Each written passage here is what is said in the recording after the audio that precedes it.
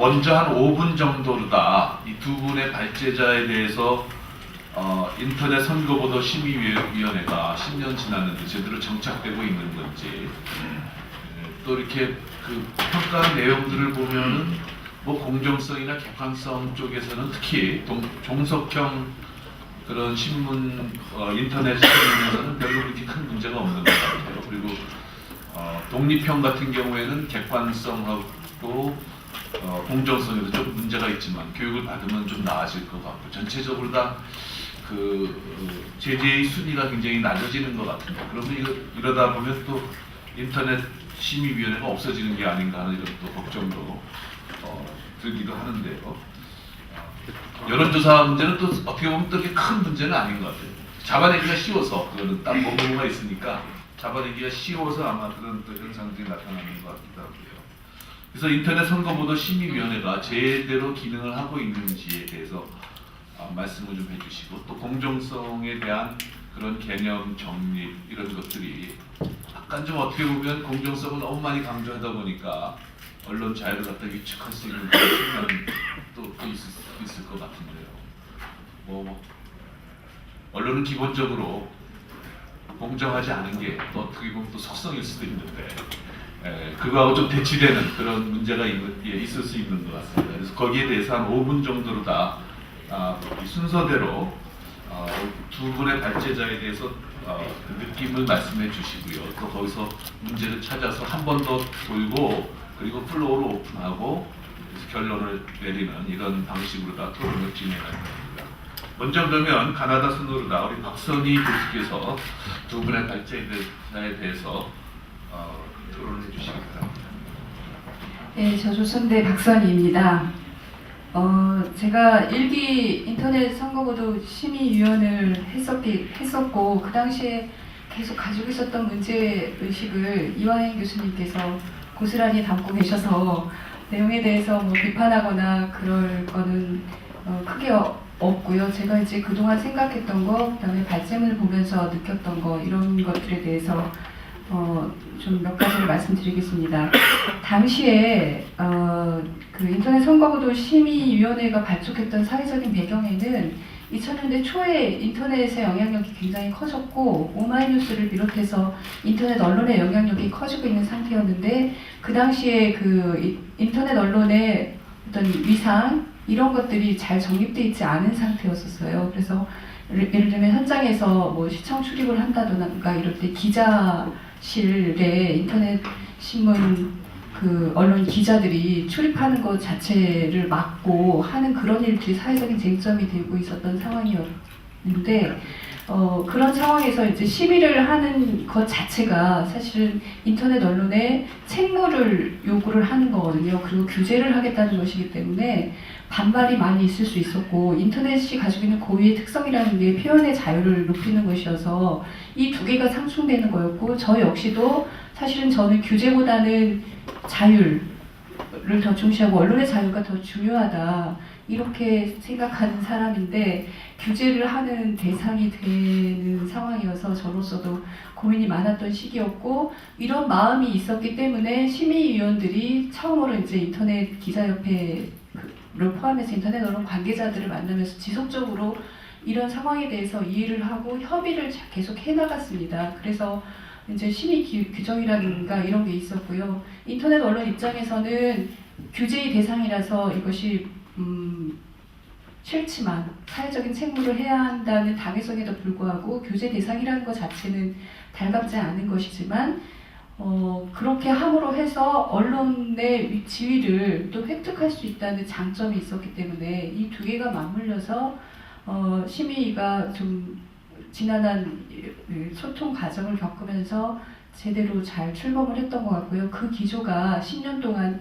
계속 유지가 되었던 것 같습니다. 그리고 오늘 새삼스럽게 10배 이상의 인터넷 언론이 생겼다는 것을 보면서 그동안의 심의가 얼마나 더 어려우셨을까 하는 생각도 듭니다.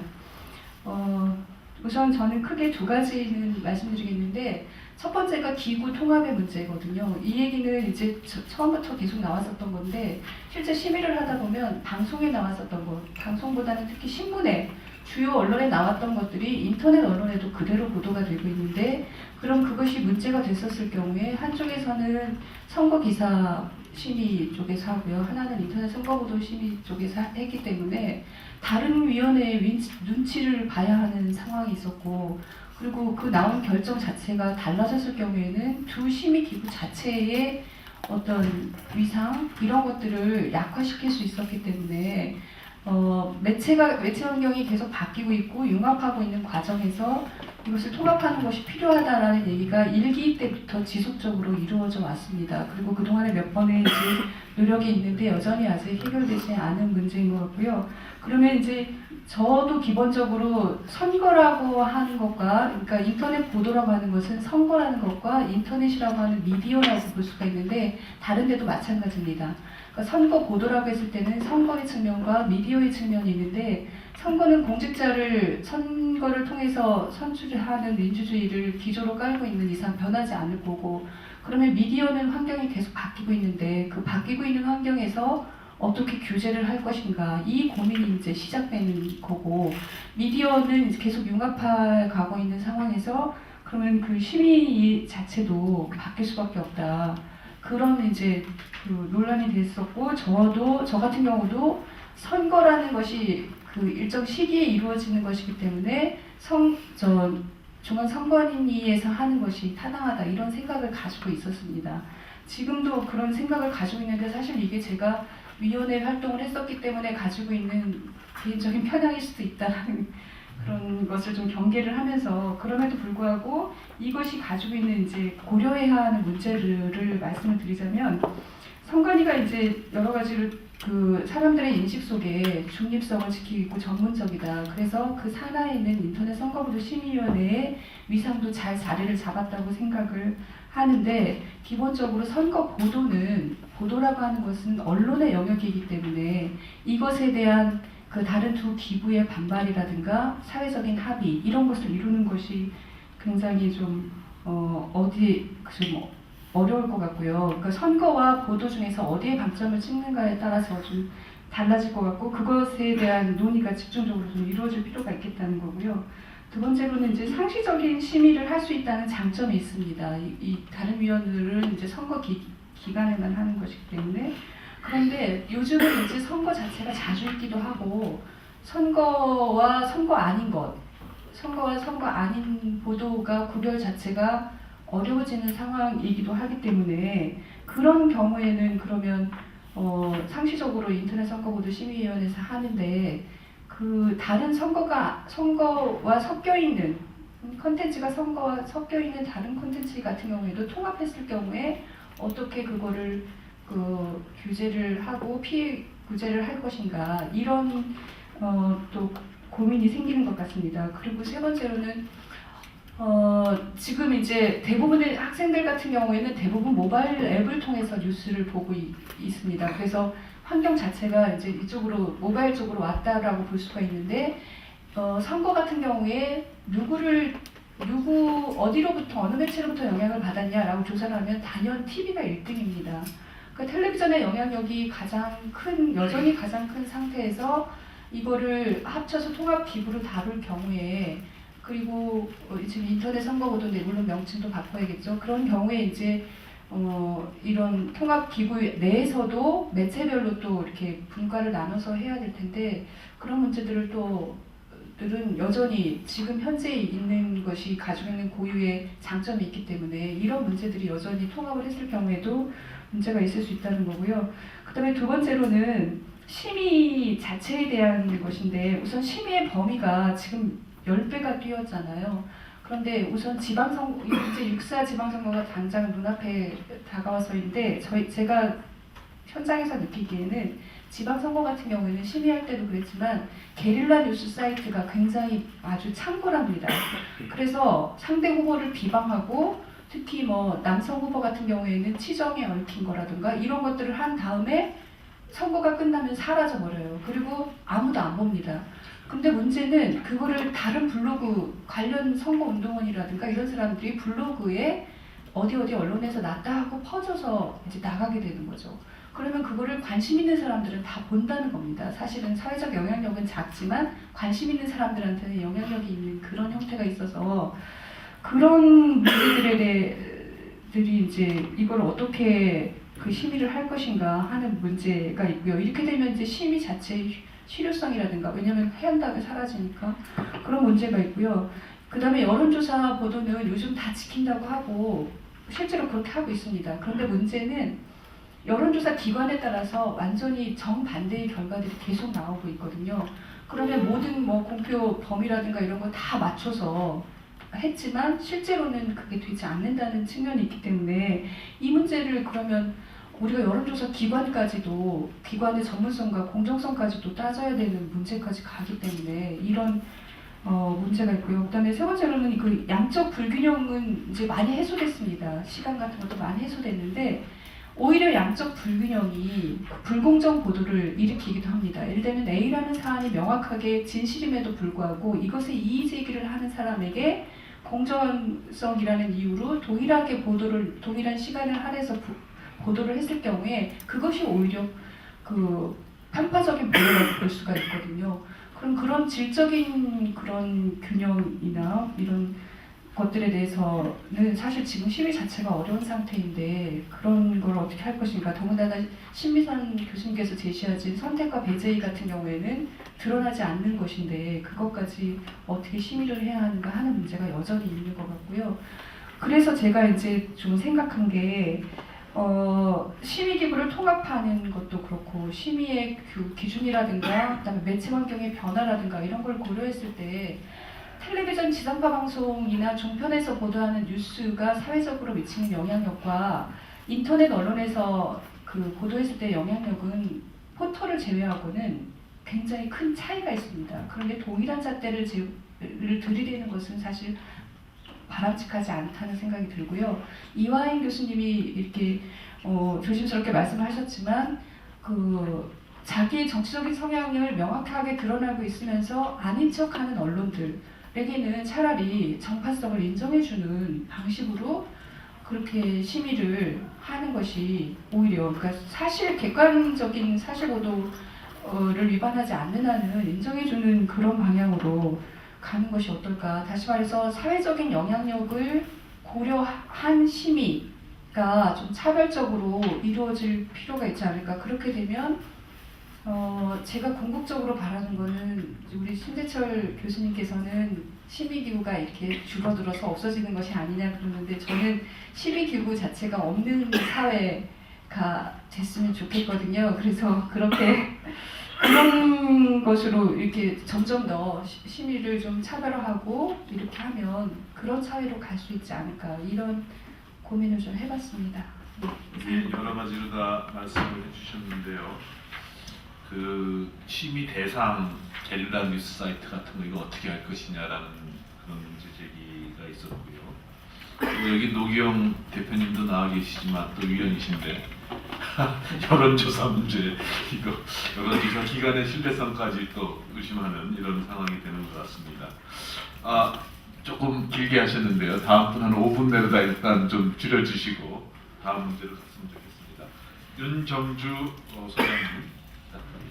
네, 안녕하십니까. 가능한 한 빨리 얘기를 해서 제가 5분 내로 맞춰보도록 하겠습니다. 예, 두 분 발제 정말 잘 들었고요. 두 분이 해주신 그 인터넷 선거구조 심의위원회 10년 그 역할과 평가랑 그다음에 또 이제 인터넷 언론에 대한 그 공정성 문제에 대해서는 크게 다른 의견은 없습니다.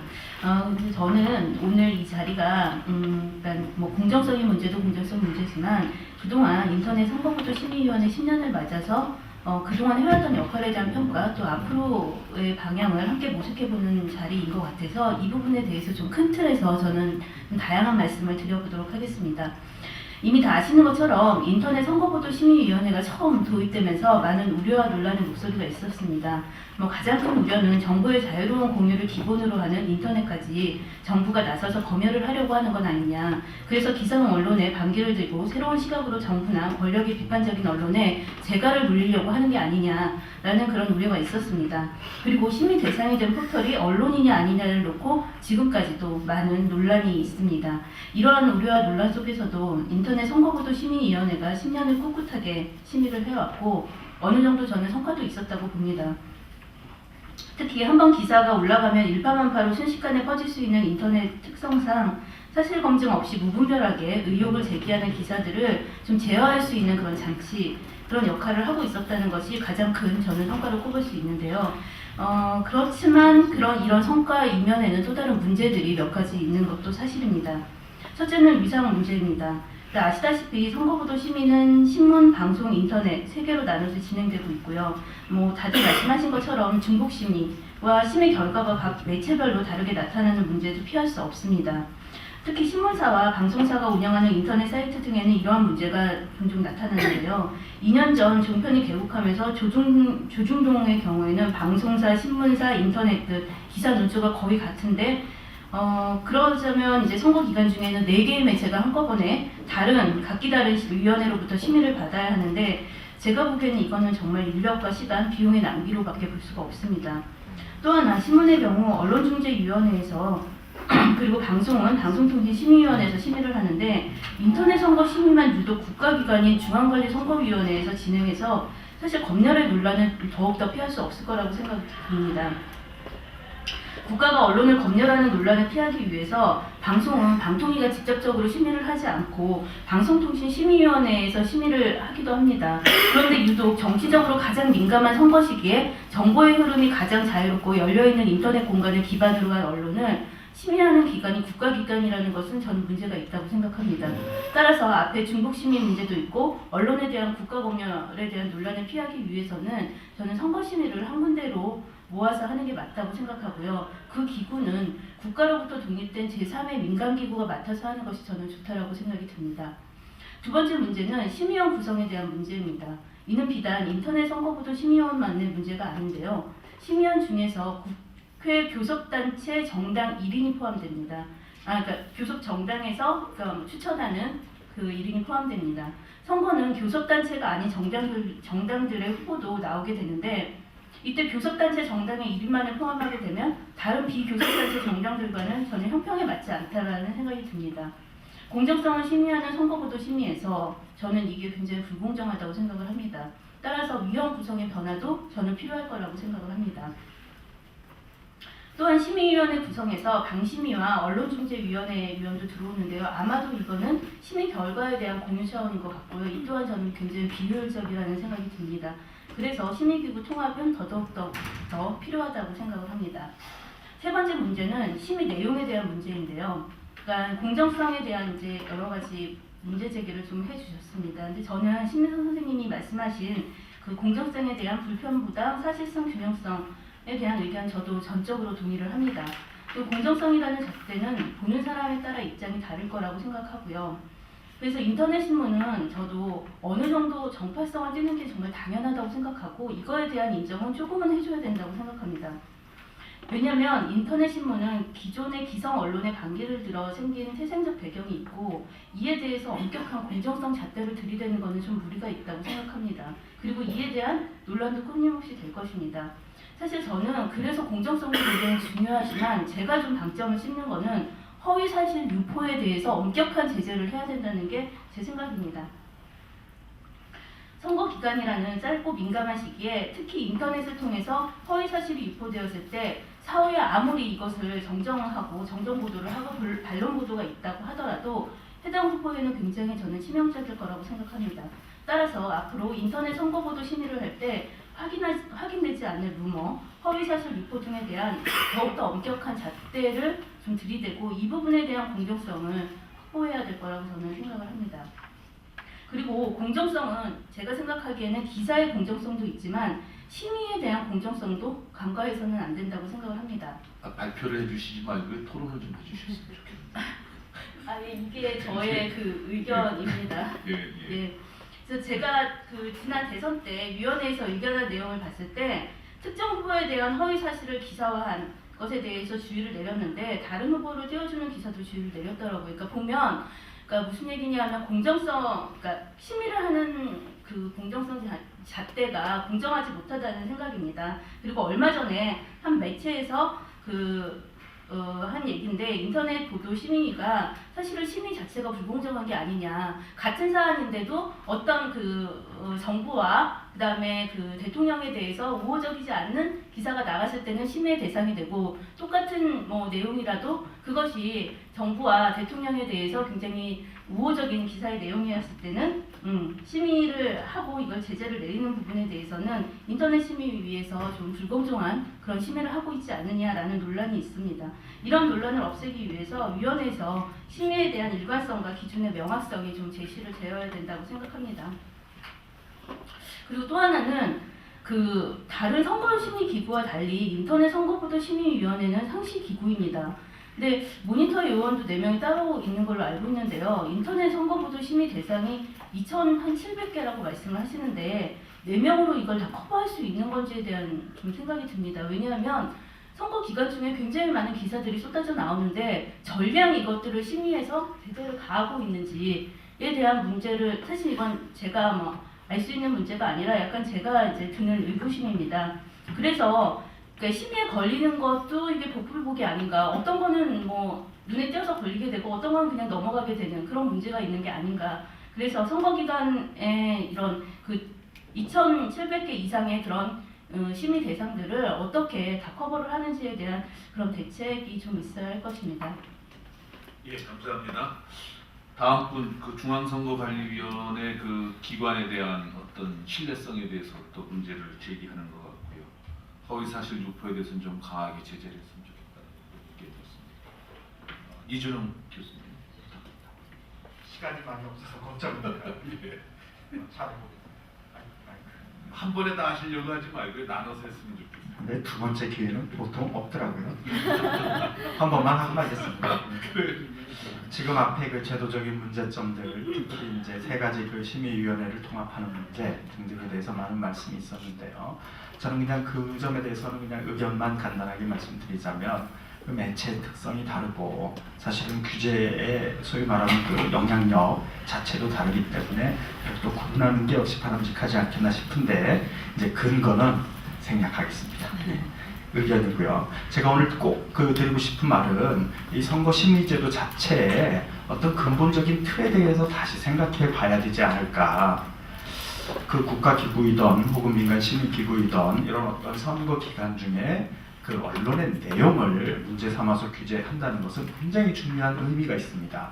이 규제가 되기 위해서는 뭔가 이론적이고 말하자면 헌법적 가치에 맞는 그런 어떤 핵심적인 법적 근거가 있어야 되는데 과연 그런지 등등을 생각해보면 의문스러운 점들이 많다는 거죠. 제 주장을 먼저 말씀드리자면 저는 말하자면 정당 혹은 후보 등 정치적 행위자들의 어떤 당사자 그런 피해구제, 당사자 적격의 문제이죠. 그들이 챙겨야 하는 어떤 불공정 보도라든지 이런 것에 대해서 따로 심의할 수 있을지언정 심의기구가 따로 별도로 일상적인 심의를 하는 것은 아닌 것 같다. 여기 지금 인터넷 선심위에 계신 분들 얼마나 전문가들 많으십니까? 훌륭하신 분들이고 다 법적으로나 학계에서 유명하신 분들인데 심의 건수가 수천 건 이렇게 되는데 그래봤자 다 주의 경고 이런 것들입니다. 대충 보면은 다 주의 맞을 만한 거 주의 다 주시고 경고 맞을 만한 거 다 경고 주시고 러버 스탬프처럼 그렇게 하시는데 그렇게 하시는 일 자체가 어떤 법적 효율성이 있는지도 모르겠고 사실은 이게 이제 저의 주장의 근거인데요. 어떤 논리적인 윤리적인 법적인 근거가 있는지도 모르겠습니다.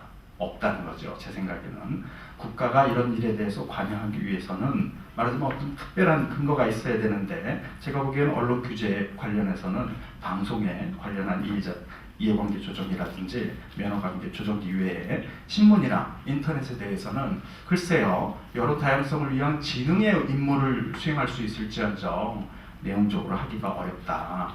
만약 내용적으로 한다면 이건 이제 선거 보도에 관련해서 선거 자체가 민주주의의 기관이 되는 어떤 제도이므로 이것을 이제 훼손한다면 국가기구인 선거관리위원회가 개입할 수 있는 문제이지 과연 그럴까 이런 생각이 든다는 것입니다. 그래서 정치적 행위자 즉 이의 신청을 하고 반론보도 청구를 할 수 있는 당사자 그들의 어떤 적격 조건을 적용을 시켜서 그들이 제시하는 문제가 과연 그렇죠 당사자에게 피해를 주는지 마는지를 전문가적인 입장에서 판단하는 그 외의 모든 문제는 사실 생각해 보면은 인간의 문제이고 게다가 인터넷은 더욱더 그러합니다. 신문도 거의 그런 것 같고요. 방송은 이제 조금 얘기가 달라져서 그게 방송심의위원회가 방송선거심의위원회가 별도로 있어야 되는 어떤 이유가 될 수 있을 것 같습니다. 방송 가설은 뭐 미국에서도 폭넓게 논의가 되는 중요한 내용이니까요. 인터넷 언론인들은 사실상 일반적인 시민들의 언론의 자유가 누리는 것과 법적으로 봤을 때 거의 윤리적으로 봤을 때 거의 동격의 그런 어떤 자유를 누리고 있는 것 같아요.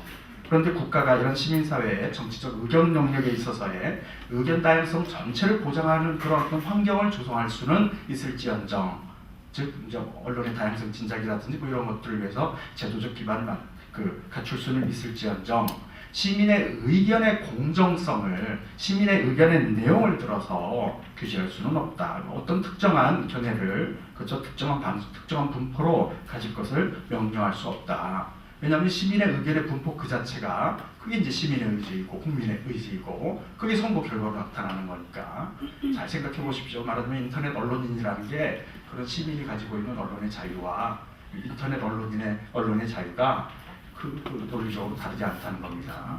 해서 언론의 이런 문제에 관련된 유일한 규제의 원칙은 바로 제2의 스밀이 제시했었던 유해의 원칙이고 그것의 어떤 구체적인 내용적인 규제의 어떤 근거로서의 홈즈 판사가 얘기했었던 명백하고 현존하는 유효를 하는 것들이고 최근에 나온 하버드 대학에 있는 제가 요즘에 열심히 읽고 있는 토마스 스켈론이라는 이런 문제는 10명의 바보의 의견을 말을 들을 필요가 없어요. 가장 훌륭한 사람의 중요한 견해를 들어야 되는데 스켈론 선생님 따르면 이 원칙 이외에 다른 어떤 규제 근거를 찾을 수가 없다는 것입니다. 생각해 보시면 알 겁니다. 그 규제와 관련해서 요것만 이제 한 가지를 말씀드리겠습니다. 왜냐하면 이게 굉장히 헷갈리는 문제라서 언론 학자들이 다들 헤매고 있는 문제인데 공정성 개념이 혼란스럽다 뭐 이런 얘기입니다. 요 얘기만 잠깐만 간단하게 말씀드리겠습니다. 왜냐하면 지금 그래서 심지어 뭐 유권자 입장에서 본 공정성이 좋다 이런 말씀도 하시는데 유권자 입장에서 어떻게 공정성을 제대로 볼 수 있겠습니까? 다들 나름대로 양심이 있고 가치가 있고 정치적 편애가 있는데 그래서 그런 얘기는 그냥 하기적인 말이라고 생각합니다. 지금 혼란이 되는 이유는 규제적 근거로서의 공정성의 판단 근거와 언론의 윤리적 규범으로서의 공정성이 사실상 괴리가 있기 때문에 이 두 개가 혼란을 일으키는 거예요. 그래서 언론인들은 공정하게 한다고 열심히 애를 쓰는데 규제자의 입장에서 봤을 때는 이런 판단 기준을 들여보니까 좀 다르단 말이지. 그러니까 객관적인 입장에서 규제자적인 입장에서 보는 공정성의 판단 기준과 언론인들의 윤리적인 행위 규범으로서의 공정성 가치가 달라서 생기는 문제가 대부분이다. 그런데 잘 생각해보면 언론학자들이 지금까지 잘못 국가 규제적인 입장의 공정성 판단 기준이 따로 있을 것이라고 가정해왔어요. 그러면서 이상한 그런 모델들을 만들어 왔는데 생각해보면 그럴 수 없다. 여기 이제 저희 두 번째 주장입니다. 즉 왜냐하면 공정성이나 객관성이나 이런 모든 문제는 언론의 행위 규범으로부터 노출되는 문제이기 때문에 그러므로 언론의 행위 규범을 잘 이해해서 규제를 이제 우리가 당사자 적격 등등 문제를 다 적용해서도 말하자면 선거의 공정성, 사실성 등등의 문제가 되면은 정경보도 혹은 무슨 보도 이런 식으로 해서 계속 선관위 고발 등등 다 할 수 있다고 봅니다. 이런 일을 해야 된다고 봅니다. 근데 그 적용하는 기준에 대해서 논의를 할 때 별도의 다른 기준이 있을 수가 없을 것이다. 한국 언론인들이 스스로 믿고 한국 언론인들이 스스로 고치려 하고 한국 언론이 스스로 생각해도 문제가 있는 그런 규범을 적용시키면 되는데 그것은 제가 보기에는 두 가지입니다. 하나는 사실성이고 다른 하나는 공정성이죠. 근데 우리 다행히 인터넷 선심위의 선거 규정을 보면 균형성과 형평성 이런 게 빠져 있더라고요. 그 신문규제위원회 보면은 균형성, 형평성 이런 거 있는데 생각해 보시면 알겠지만 형평성을 규제할 도리가 없어요. 균형성은 근데 이 논의도 근거는 생략하겠습니다. 제 논문을 읽어보십시오. 네. 말하자면 사실성과 공정성이 문제가 됩니다. 근데 제가 보기에는 사실성과 공정성이 동시에 위반될 때 문제이지 이 중에 예컨대 사실성만 위반돼서는 그렇죠 규제하기가 굉장히 힘듭니다. 간단하게 예를 들어서 설명하더라도 그렇죠? 굉장히 공정한데 사실이 아니에요. 그런 선거 보도가 있을 수 있잖아요. 선거 결과에 아무런 영향을 안 미치는데 뭐하러 규제를 합니까? 뭐가 문제가 됩니까? 이거는 그냥 기본이 안 된 기사일 뿐입니다. 이건 그냥 그쵸 언론인이 창피할 일이고 시민사회에서 기획이라고 놀릴 일이지 이런 어떤 전문가위원회가 사실성 여부를 따져서 너희는 선거 기사인데 사실적이지 않다. 그래서 문제 삼기 어렵다는 거죠. 잘 생각해보세요. 그래서 이게 사실성 여부도 따지고 보면 사실성, 객관성이 아니라 사실 검증 가능성이고 사실 확인 가능성이고 이게 이제 어떤 규제 근거가 되기 위한 그런 어떤 구체적인 내용이 된다면은 기사 내부에 말하자면 그런 어떤 사실성 여부를 확인할 수 있는 말하자면 확인 가능한 별도의 판단 근거를 기사 내부에 두었는가 여부가 됩니다. 근데 언론인은 이 점에 대해서도 면책을 추구할 수 있어요. 왜냐하면 뭐 정보원을 보호한다든지 등등 이런 또 권리가 있으니까 그럴 경우에 나중에 문제가 되면 말하자면 인터넷 선심위에서 언론인을 불러다가 놓고 그런 어떤 텍스트 내 언론의 텍스트 내의 근거가 아닌 다른 어떤 말하자면 취재원 보호 및 뭐 그런 것들을 위한 다른 이유가 있는지 물어봐서 판단할 수 있을지언정 이 사실성 문제와 관련한 판단 근거는 사실 확인 가능성 그리고 확인 가능한 별도의 정보 2개 이상의 소스라든지 확인 가능한 정보의 어떤 뭐 이런 식의 판단 근거가 될 수밖에 없다는 것입니다. 그리고 나서 이제 공정성인데 공정성에 대해서는 진짜 여기서 제가 일일이 말씀드리지 않겠습니다. 왜냐하면 여기에 대해서는 제 논문이 있거든요. 그걸 좀 보시면 됩니다. 그래서 공정성 여부도 텍스트 내용을 가지고 뭐 이거 공정하냐 뭐 무슨 원색적인 표현이 있느냐 없느냐 뭐 누굴 비방하니 많이 이게 근거가 될 수 없을 것 같아요. 잘 생각해 보세요. 언론이라는 게 원래 그런 겁니다. 아까 사회자 선생님도 정확하게 얘기했듯이 뭐 언론이라는 게 그런 거고 정치 영역에서 언론은 더욱더 그렇습니다. 그러지 않은 것을 우리가 바랄 수는 있을지언정 그런 일이 일어나지 말라고 요구할 수가 없습니다. 할 도리가 없습니다. 사실은 언론이라는 게 정치적인 의견 표명의 도구입니다. 역사적으로 그래왔고 그렇지 않은 나라가 없어요. 이게 그래서 그런 공정성이라는 그런 문제가 아니라 어떤 주장을 할 때 그 주장의 영향력 범위 내에 있는 사람의 목소리가 주장에 담길 것. 그러니까 내가 예컨대 새누리당에 누구를 깐다면은 그 사람의 의견도 내 기사 안에 정당한 방식으로 담겨 있어야 될 것. 이런 거 없이 함부로 비방하고 비난하고 하면은 문제가 된다는 겁니다. 그러니까 이런 어떤 텍스트 내적인 그리고 확인 가능한 그런 어떤 판단의 근거로서 그리고 이런 게 잘 되면은 실제로 언론인들이 더 좋은 언론을 할 수 있거든요. 왜? 제가 말씀드리는 이런 사실성과 그 공정성은 언론의 행위 규범으로부터 도출된 것이거든요. 그거 잘하면 진짜 좋은 언론이 되는 겁니다. 어쨌든 뭐 장황한 말씀은 그만하고 여기서 말씀을 마치겠습니다. 예, 감사합니다. 이 라이징 스타들을 갖다 모셨더니 이게 조금 방향이 이상한 투도가 주는 것 같은데요. 방향 바로 잡았습니다. 이게 인터넷 심의 기간 10주년에 약간 좀 어떤 법적인 문제 근간에 대한 부분을 갖다 제기하는 것 같습니다. 그거보다는 하여튼 이 지금 심의 제도와 이 공정성 이런 걸 갖다 어떻게 더 확보할 수 있는 그런 제안들 갖다 해주셨으면 좋겠습니다. 두 분 발표에 최성진 국장님. 네. 한 번 더 기회를 네. 드리겠습니다. 5분 하면 되는 거죠? 예. 예. 그 토론자분들은 다들 그 5분에 맞춰서 발언을 하시려고 하는데 토론자 그 마음속에 있는 5분과 물리적인 5분의 차이가 있어서 예, 시간이 조금씩 오버가 되는 것이 아닌가 생각이 듭니다. 저도 꼭 5분에 맞추도록 예, 노력을 해보겠습니다. 저는 한국인터넷기업협회에서 사무국장을 맡고 있고요.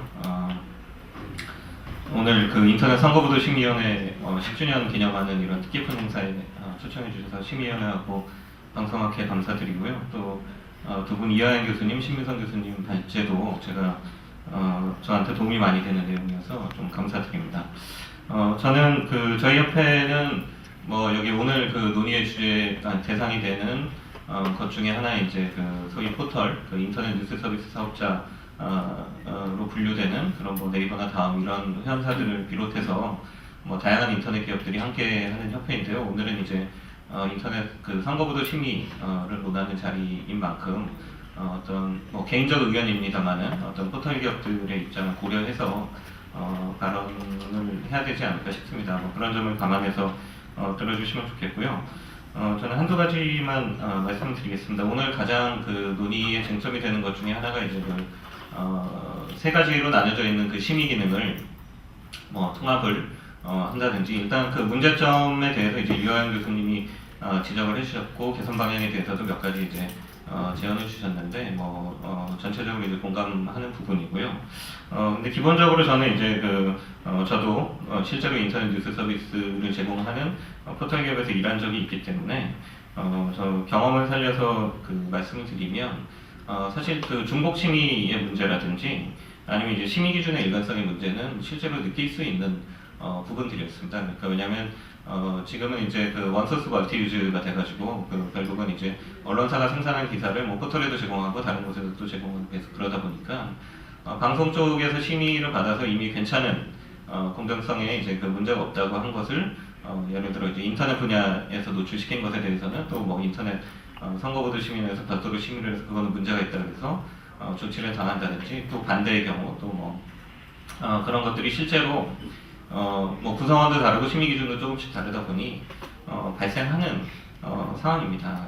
그래서 그런 부분들은 사실은 좀 통합적인 기준과 어떤 그 부분들을 가져가면 좋을 상황이라고는 보는데, 저는 한 가지 이제 제가 법 전문가도 아니고 미디어 전문가도 아니기 때문에 이 그 통합적인 기능을 어디에 두어야 되는지, 또는 기구는 어떻게 구성을 해야 되는지, 기구를 반드시 통합해야 되는지 이런 부분들에 대해서 의견을 드릴 수는 없지만 한 가지 이제 중요하게 말씀드리고 싶은 부분은 내용적으로 인터넷 선거보도 심의위원회의 전문성이 반드시 계승되는 방향으로 그 어떤 그 심의 기능의 통합이든 그 일관되게 하는 부분이든 되어야 된다. 왜냐하면 인터넷 선거보도 심의위원회가 10년 동안 심의를 하면서 사실은 인터넷 그 미디어, 인터넷 부분에 있어서 인터넷 뉴스 서비스를 포함해서 인터넷 신문, 또 인터넷 분야에서 있어서의 그 뉴스 컨텐츠, 그 선거보도와 관련해서 그 매체 특성을 가장 잘 이해하고,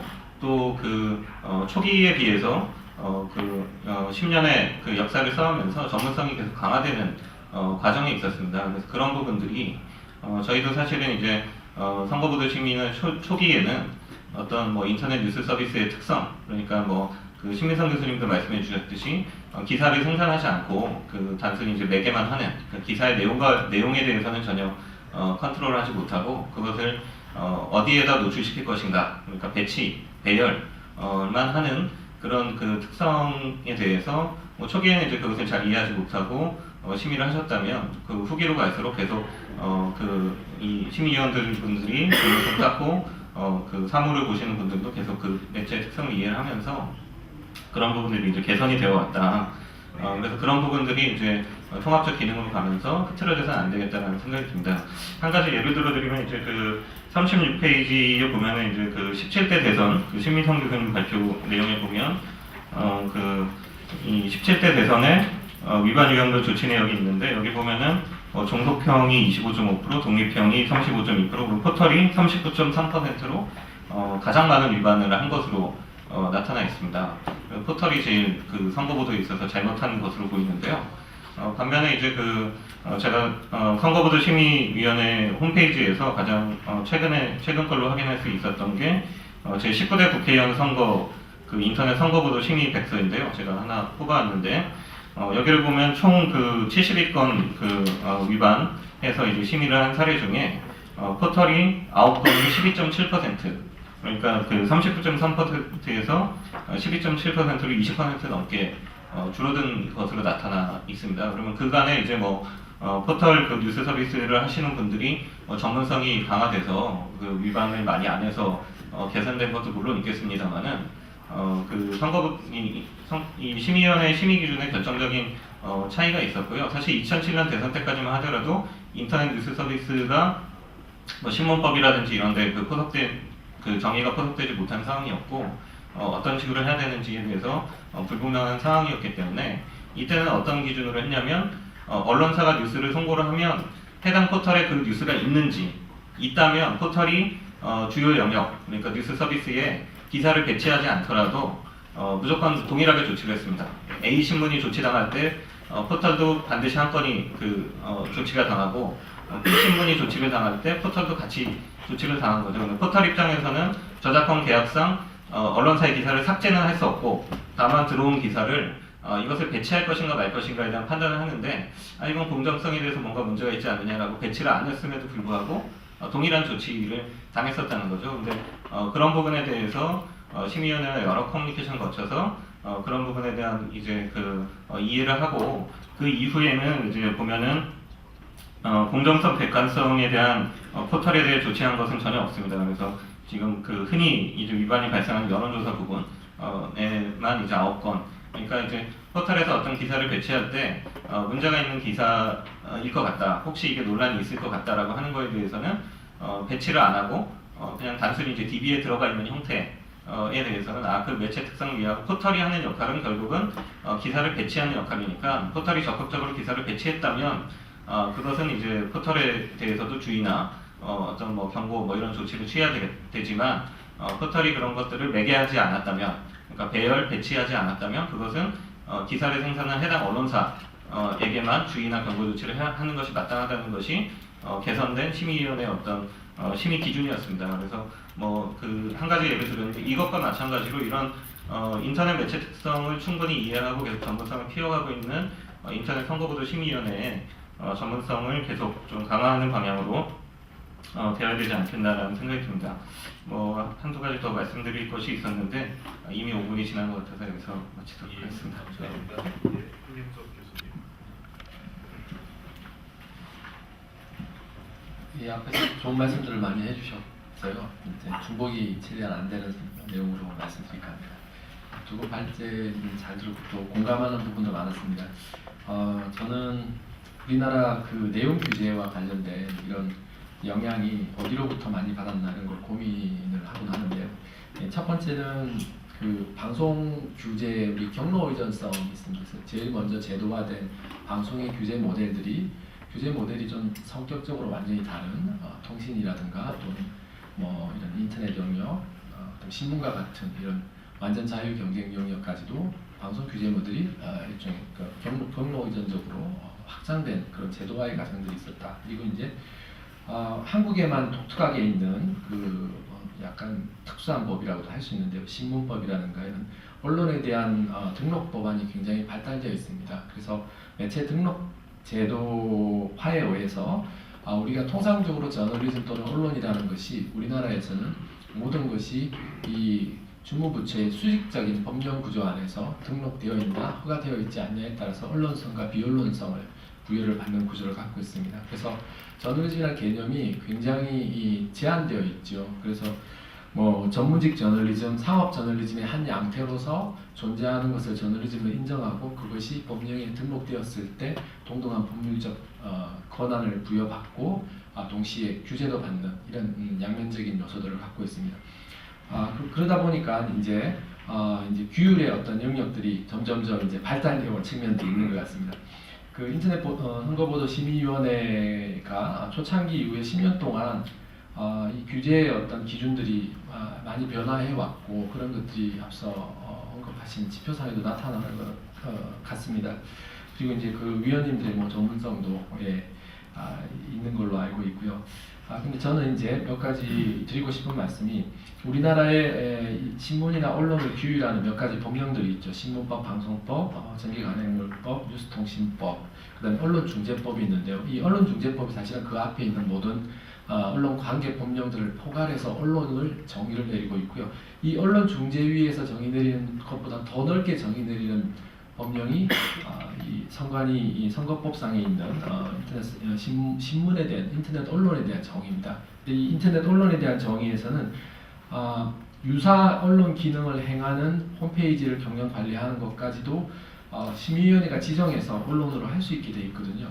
그러니까 이것은 그동안 이 한국 사회가 갖고 있는 아주 독특한 이런 등록제 기반에서 작동되는 시스템에다가 이 심의위원회가 임의적으로 언론 규율 대상을 확장할 수 있는 그런 여지를 둔 부분입니다.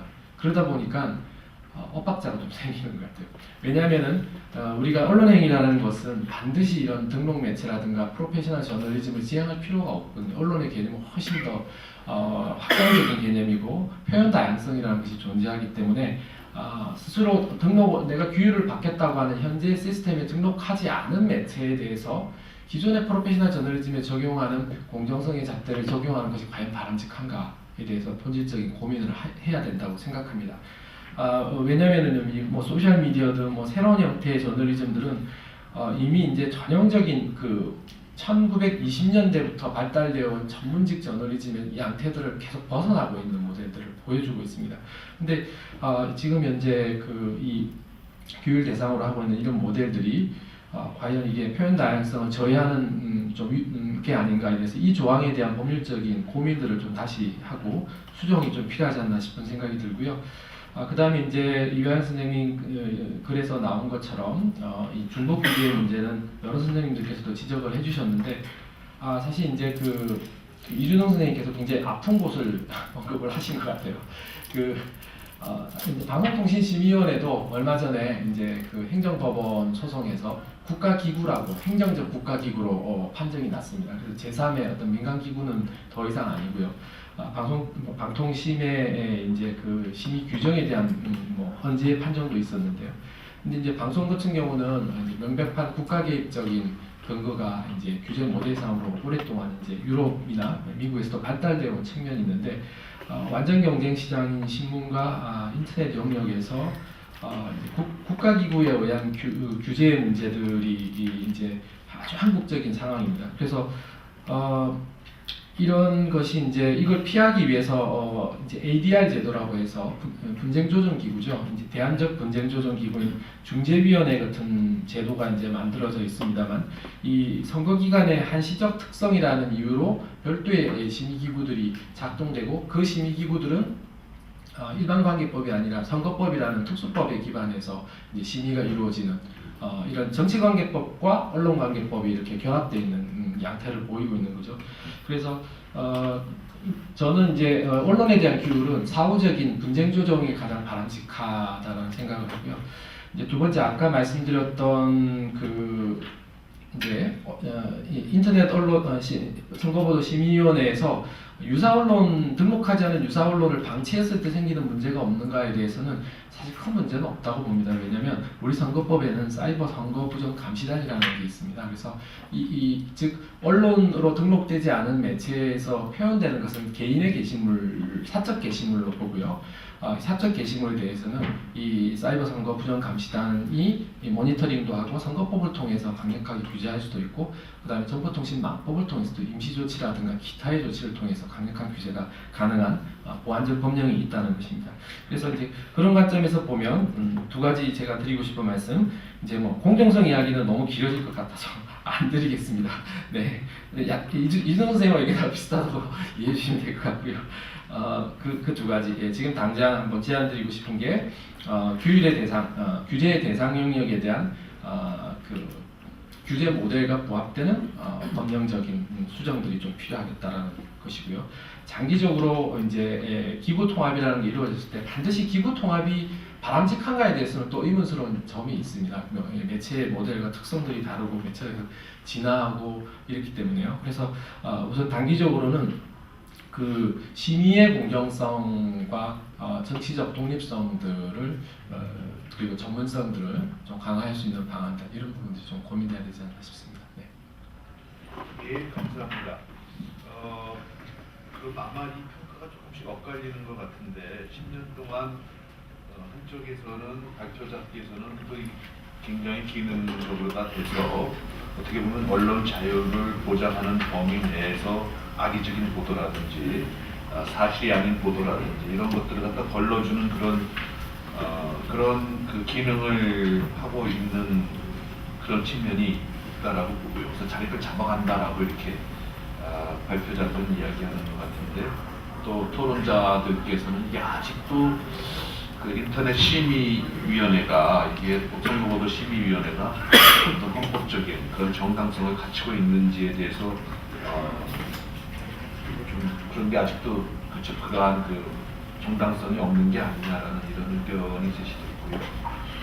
그리고 또 이제 그거하고 관련해 갖고선 세 가지 지금 방송통신심의위원회, 그다음에 언론중재위원회, 인터넷심의위원회 중복 규제의 문제가 있는데 제 생각으로는 뭐 민주주의가 견제와 균형이니까 서로 다르게 한다 그러면 신뢰성이 없는 그런 또 평가일 수도 있으니까 그런 것들이 어떻게 보면 또 좋을 수도 있을 것 같은데 이거를 반드시 또 그러면 방송통신심의위원회는 자기 중심으로 다 통합하자고 또 언론중재위원회도 자기 중심으로 통합하자고 또 중앙선거관리위원회도 이건 선거니까 자기 중심으로 다 통합을 하자라는 이런 의견들이 지금 제시되고 있는 것 같은데요.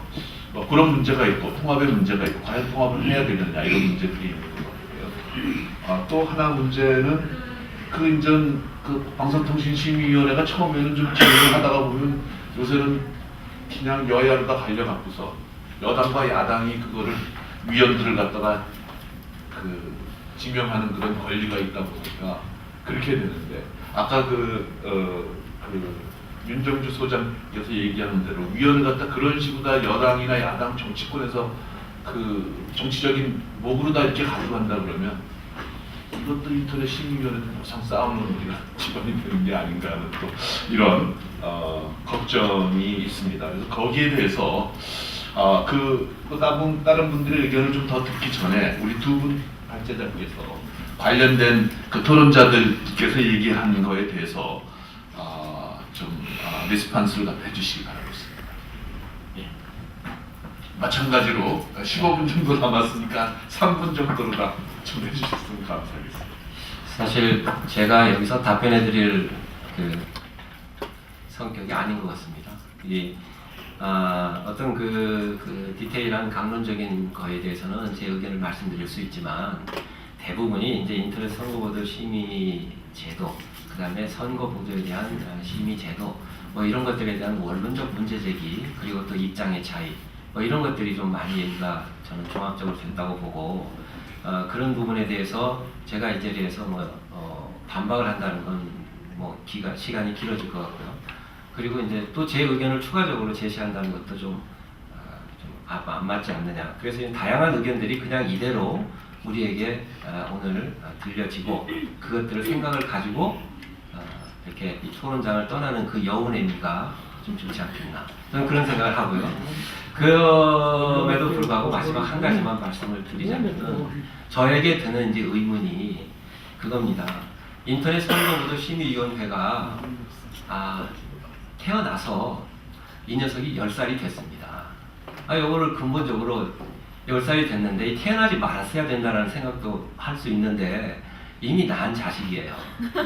이거 참 어떻게 할 수가 없습니다. 이거 뭐 기구를 유전자 검사할 수도 없는 거고. 그래서 이게 제가 볼 때는 이 도입 자체가 어떻게 보면 안타깝다. 왜냐? 이거는 사실 사회적 배경을 가지고 있는 부분이거든요. 우리나라는 실제로 당시 이제 이게 2004년도에 인터넷 선거보도 심의위원회가 출범을 하게 된 배경은 2002년 그 대선을 거치면서 사실은 인터넷 언론의 영향력이 이제 부각됐단 말입니다. 그러다 보니까 인터넷 언론의 영향력이 부각이 되니까 사실은 그거에 통제의 필요성을 느꼈다기보다도 여나 야의 입장이 다릅니다. 사실은 그 당시 시점에 인터넷 언론이 언론으로서 이건 참 파렴치한 그런 보도들 막 이런 것들이 막 나오고 언론이라고 할 수 없는 일들이 선거라고 하는 특수 국면에서 발생하기 시작했던 거죠. 그런데 선거 보도와 관련해서는 이미 기존의 제도가 있었습니다. 선거 보도 심의, 선거기사 심의위원회, 선거방송 심의위원회 같은 것들이 있었단 말이죠. 그렇게 해오고 있기 때문에 인터넷 분야의 새로운 매체, 제3의 매체로 오는 인터넷 매체를 방치할 수 없는 게 또 어떻게 보면 국가의 입장이었다. 저는 이제 이해하는 입장에서는 그렇게 이해를 합니다. 그래서 당시의 상황적으로 두 가지. 기존 제도가 있어 왔던 것에서 새로운 인터넷이라는 매체가 등장했을 때 기존 제도의 영향을 받아서 인터넷 매체에 대한 선거보도 규제의 문제가 태생적으로 나올 수밖에 없었던 우리나라의 현실. 그 다음에 또 한 가지는 시민 의식의 성숙도와 관련이 있다. 저는 그렇게 봅니다. 사실은 시민의식의 성숙도의 정도를 사실 이걸 규정하기는 어려운 문제지만 사실은 시장의 어떤 그 자유시장에 이렇게 맡겨 놓을 정도의 선거 국면에서의 우리 국민들의 과열 현상을 지금 과연 그대로 더 가지고 우리나라의 어떤 소위 아직 갈 길이 사실은 먼 우리나라의 안정화와 그런데 어느 정도 그걸 방관하고 있을 수 있겠느냐 하는 측면도 분명히 있다고 봅니다. 그리고 이제 한 가지 정말 재미있고 궁금한 것은 뭐냐 하면 제가 최근에 이제 우연하게 UN 미래 보고서 2040이라는 책을 좀 접했는데 거기 보니까 언론에 관한 부분이 나오더라고요. 어떻게 나오느냐 하면 제가 메모를 좀 해왔습니다. 2017년에서 2020년 정도가 되면 세계적으로 UN 미래 보고서입니다. 2040 작년에 나온 언론 기업 추락이 지속되고 미디어 기업 파산이 속출할 것이다. 이렇게 보고 있고 선진국의 모든 신문이 종이신문입니다. 소멸하고 인쇄 중단. 그리고 이런 현상은 미국에서 시작해서 유럽도 같은 트렌드로 갈 거다. 그러면서 심지어는 호주 신문은 2022년에 완전 소멸할 거라고 지금 예측하고 있고요. 그 다음에 2025년에는 아시아와 남미의 신문사가 소멸할 것이다. 그리고 2040년에는 심지어 아프리카의 종이신문이 소멸할 것이다. 이렇게 지금 예측을 하고 있습니다. 자, 이게 우리 인터넷 선거법 심의위원회와 관련해서 왜 재밌는 문제냐 하면 종이신문이 없어지면 현행 3개로 나눠져 있는 심의기구에서 인터넷 선거법 심의위원회의 위상과 기능이 엄청나게 강해집니다. 지금 디지털로 다 전환한다는 얘기거든요. 그럼 그랬을 때도 현재의 제도로 규제를 그대로 해갈 수 있느냐? 분명히 변화된 변화가 와야 될 것이다. 그리고 그렇다고 본다면 인터넷 선거법 심의위원회가 이름 자체가 인터넷 선거법 심의위원회가 아니라 그냥 선거법 심의위원회가 될 수도 있는 겁니다. 확장적으로 얘기하자면 그런 측면에서 볼 때 정말 제일 중요한 건 우리 시민의식이 성숙해야 된다는 걸 정말 중요하다고 보고요. 그렇게 해서 어떤 규제기구의 필요성이 자연스럽게 없어지는 것 가장 바람직한 거겠지만 어쨌든 그 단계까지 가는데 생각의 차이가 있겠지만 저는 어느 정도의 규제가 지금 현실적으로 여러 규제기구가 있기 때문에 가는 것이 뭐 어쩔 수 없는 그런 현상이 아니겠는가 그런 생각을 좀 말씀드리겠습니다.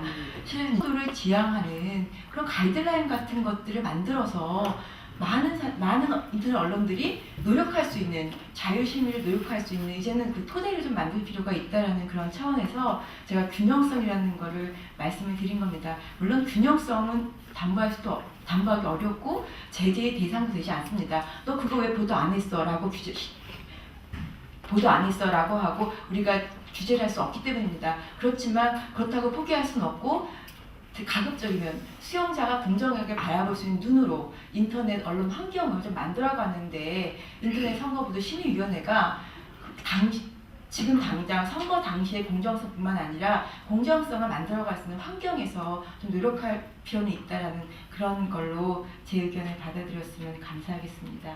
예, 이상입니다. 네, 플로어로 오픈하겠습니다. 예, 짧게 자기 소속을 말씀해 주시고 짧게 질문해 주시기 바랍니다. 예. 말씀하시죠. 손 드시고. 네. 네, 인터넷 선거보도 심의위원회 상임위원입니다. 양금석입니다. 오늘 저희 10주년 기념식과 이렇게 좋은 토론에 고맙습니다. 여러 가지 토론자님 또 발제자님 말씀해 주신 공정성, 객관성, 균형성 여러 가지 좋은 말씀. 좀 안타까운 거는 이준용 우리 교수님 논문을 제가 못 읽어봐가지고 죄송합니다. 안 읽어보겠습니다. 저는 이렇게 말씀드리고 싶습니다. 우리 조직이 왜 태어났나? 혹은 태어날 가치가 있었나? 혹은 무엇을 하는 기관인가는 제가 이렇게 뒤집어 말합니다. 법관은 판결로 말한다고 합니다. 우리 심의위원회가 심의한 내용을 한번 보셨는지 질문해 보고 싶습니다.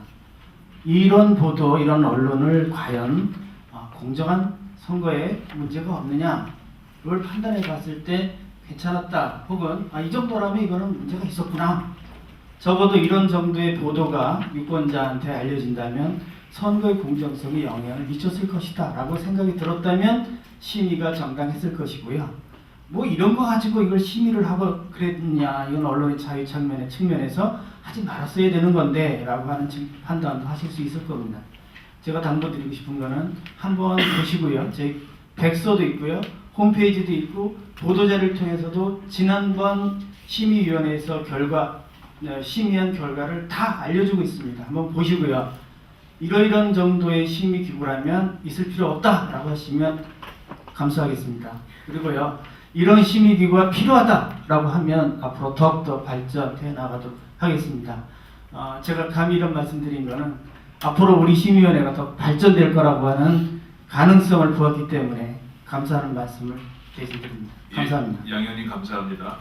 여기 보면은 그 이화영 교수께서 그 중대부 심의 기준에 보면 공정성, 객관성, 여론조사의 보도가 있는데 아마 공정성이 균형성, 중립성에 관한 거고 객관성이 사실성에 관계되는 것 같습니다.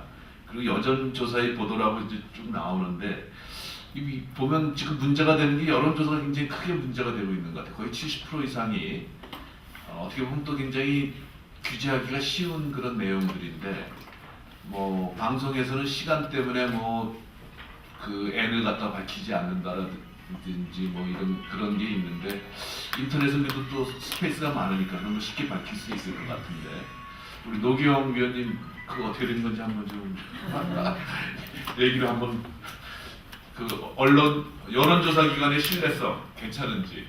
네, 그 우리 신재철 교수님 말씀대로 제일 보도의 심의 대상이 되고 쉽고 빨리 찾아볼 수 있는 게 여론조사인 것 같습니다. 그러다 보니까 이 정도의 차이나 어떤 그것보다도 체포의 용이성이랄까 어떤 그런 용이성 때문에 많이 적발이 되는 것 같아요. 그런데 이제 초기 보도에서 보면은 사실 무리한 보도나 그 규정에 없는 잘못된 보도가 참 많습니다.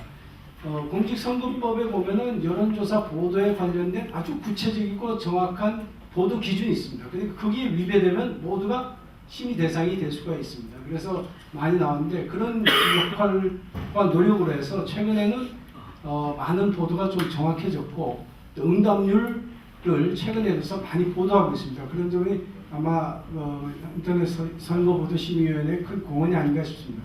또 한편으로 또 여론조사 자체의 그 문제를 아까 우리 박 교수님께서 말씀하신데 그것은 선관위에서 여론조사 공정보도심의위원 여론조사 공정심의위원회라고 별도로 있어서 보도되지 않은 여론조사에 대한 것도 심의할 수 있도록 되어 있습니다.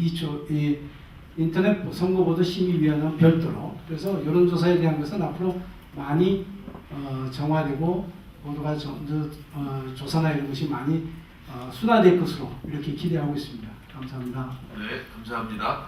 우리 저 토론자 중에서 아까 제가 시간을 갖다가 5분을 다 이렇게 제한을 해서 아마 뭐 더 하고 싶은 얘기를 못 하신 분이 있을 것 같은데 혹시 윤정주 소장님 더 하실 얘기 있으세요? 아니 뭐 이렇게 많이 쓰지는 않으세요. 우리 저 이준영 교수님 더 한마디 더 하시죠. 제가 저 발표 중에 제 논문 운운해서 좀 굉장히 이상한 분위기를 조성한 것 같아서 정말 죄송스럽다는 말씀을 꼭 드리고 싶습니다. 근데 그 시간이 부족한 관계로 한 가지 요점을 좀 이렇게 말씀 못 드렸는데, 그러니까 지금 이렇게 그 심의 기준에 보면은 여러 가지 개념들이 이렇게 나열적으로 돼 있고 개념들 간의 관계 설정 이런 것들이 사실은 분명하게 돼 있지 않습니다. 제가 아까 이제 말씀드렸던 것 중에 한 가지 요점은 사실성 위반이면서 동시에 공정성 위반일 때 그때는 이제 충분한 어떤 규제 근거가 되는 것 같은데 둘 중에 하나만 위반인 경우에는 따지고 보면 규제 대상이 되지 않거나 이유 없거나 혹은 뭐 이제 그런 경우가 많을 것 같다. 이런 말씀 꼭 다시 한번 드려보고 싶고요. 그런데 뭐 사실적인 예를 들지 않겠습니다. 넘어가고 그다음에 이제 형평성에 관련해서는 이건 이제 따지고 보면은 일정한 어떤 형평성을 판단할 수 있는 형평성은 이제 판단의 근거가 어떤 프레임이 있어야 되니까는요. 예를 들어서 말씀드리자면 개별 기사에서의 뉴스 소스의 형평성인지, 개별 기사에서의 뉴스 태도의 형평성인지, 지면 내에서의 전체적인 것의 형평성인지, 예컨 신문 같으면은 그날의 신문 내용 가운데 형평성이 뭐 기사의 양이 문제인지 태도의 문제인지 이런 많은 문제가 있어서 이거를 해결하기 위해서는 어떤 사회적 합의가 필요한데, 영국 같은 경우에는 방송에 관련해서는 형평성 관련 기준들을 등등 가지고 있습니다. A series of program, 일련의 프로그램 가운데 형평하면 되죠. 그래서 한 PD 수첩이 그 광우병 비판 보도를 냈다면 그 다음 달에 다음 달 PD 수첩에서 찬성 보도를 내면은 뭐 전체적으로 또 형평한 겁니다. 우리는 그런 식으로 안 하잖아요. 개별 기사, 개별 프로그램 다 해가지고 내용적으로 태도적으로 해가지고 하는데, 말하자면은 뭐 문제가 있는 거죠. 근데 심지어 방송에 적용시키는 이런 엄격한 규정을 인터넷과 신문에 적용시킬 수 있는지가 일단 의문이고, 생각해보면 신문은 그럴 수 없다는 것을 알 수 있고, 마이인퍼런스, 인터넷도 거의 그러기가 힘듭니다. 그렇게 한다고 할지라도 시민사회에 있어서의 사상자유시장의 이론을 가지고 오면 형평성 논하는 것 자체가 이론적으로 불리하다. 그러므로 제가 보기에는 어떤 이런 규제 근거로서의 개념들은 아마도 사실성, 그것도 이제 사실 확인 가능성으로 치환이 되고, 객관성은 아니고 사실 우등성입니다. 왜냐하면 객관성이라는 건 우리가 과학적 객관성을 문제 삼는 건 아니거든요. 등등 이런 문제들을 연구하시면은 심의 기준도 훨씬 다듬을 수가 있고, 아주 명료하게, 이론적으로 명료하게 심의를 잘하고, 저는 심의기구 자체의 그 정당성이나 심의하는 일의 어떤 민주적 선고 과정에서의 기여성, 이건 뭐 부인하지 않고 당연히 있어야 되고 당연히 더 열심히 일을 해야 된다고 믿습니다. 네, 감사합니다. 아까 박선희 교수께서 게릴라 사이트 같은 거 이런 게 큰 문제라고 그러는데 거기에 대한 무슨 해결책은 없습니까? 거기도 심의에 포함시켜야 되는 겁니까? 아니, 제가 그 심의 이거 처음 해가지고 했을 때 저희는 분위기가 굉장히 좋았거든요. 그 이유가, 근데 방송은 굉장히 험악했어요. 그런 얘기를 이제 옆에 있어가지고 그랬는데, 그 이유 중에 하나는 심의위원들의 뭐 품성의 문제가 아니라 그만큼 방송의 영향력은 컸고, 언론의 인터넷은 그 당시에는 작았던 것 같습니다. 그리고 포털은 이제 언론으로 넣느냐 마느냐의 차원에서 아직 포함이 안 돼 있는 상태였었고요. 그 얘기는 뭐냐면, 이런 게릴라 사이트 같은 경우에는 이걸 다 할 수 없습니다. 그리고 할 필요도 없을 것 같아요. 그 허위 보도로 인해서 생긴 피해, 이건 사후적으로 어떤 다른 법적인 어떤 규제 같은 것이 필요할 것 같고요. 이런 것까지 하면은 아마 심의 자체에 대한 문제 제기와 반발 이런 것이 좀 심해질 것 같고, 오히려 그런 낭비라는 생각도 듭니다. 네, 감사합니다. 이제 결론을 내야 될 것 같습니다. 아마 지난 10년간 보면 지표로 나타난 거에 보면 두 분 발제자께서 발표를 하신 거 보면 인터넷 선거 보도가 상당히 기능적으로다 그 인터넷의 그 악의적인 보도라든지 명백하고 현존하는 그런 어떤 위험이라든지 아니면 진실에 대한 무자비한 그런 무시를 하는 그런 보도들을 갖다 걸러주는 그런 기능을 갖다 하는 것 같고요. 또 포탈 같은 것들도 이제 문제가 됐는데, 포탈에 대한 그것도 아까 말씀하신 것처럼 상당히 많이 줄어들고 있기 때문에 어떻게 보면 인터넷 심의 선거보도위원회가 생긴 그런 목적들을 갖다가 제대로 수행하고 있는 것 같은 그런 모습인 것 같습니다. 근데 한 가지 걱정이 되는 것은 이게 또 너무 규제 쪽으로 가면 또 잘못될 수도 있으니까 어떻게 정치의 어떤 정치 세력이 맞붙는 이런 곳이 되면 안 될 것 같은 생각이 들고요. 지금과 같은 좀 프로액티브하게 이렇게 뭐 규제하는 것보다 좀 좋은 보도를 할 수 있도록 장려하는, 언론 자유를 갖다가 신장할 수 있는 이런 방향으로 인터넷 선거보도 심의위원회를 갖다 운영해야 되지 않나 하는 것들이 오늘 토론의 결론인 것 같습니다. 두 분 발제자 또 좋은 토론을 내신 5분의 토론자께 감사함을 드리고 이것으로 마치겠습니다. 감사합니다.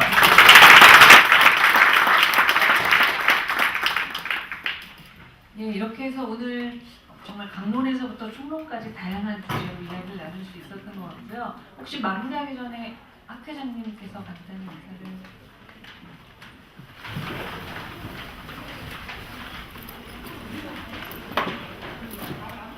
우선 이 끝까지 경청을 해주셔서 학회장으로서 굉장히 감사 말씀드립니다. 오늘 많이 배웠습니다.